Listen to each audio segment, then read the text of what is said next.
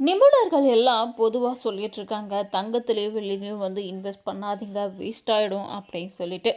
ஆனால் ஒவ்வொரு நாளும் தங்கம் வெள்ளியுடைய விலை வந்து விண்ணை தொடும் அளவிற்கு, அந்த அளவுக்கு அதிர்ச்சியை ஊட்டும் வகையில் விலை ஏறிக்கிட்டே தான் இருக்குது.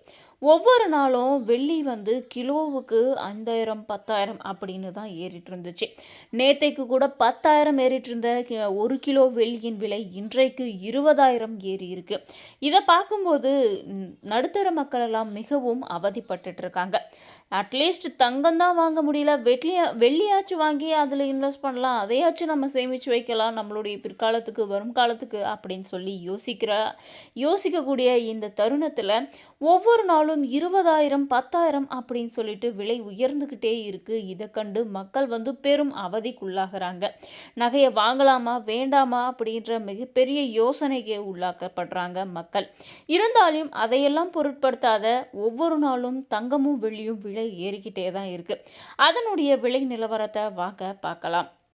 சென்னையில் ஆபரண தங்கம் ஒரு சவரனுக்கு வந்து 880 ரூபாய் உயர்ந்து 1,04,000 ரூபாய்க்கு வந்து ஒரு சவரன் நகை வந்து விற்கப்படுது.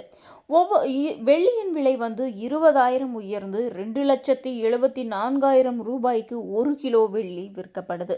அதாவது 1 கிராம் வெள்ளி வந்து 20 ரூபாய் உயர்ந்து 274 ரூபாய்க்கு 1 கிராம் வெள்ளி வந்து விற்கப்படுது.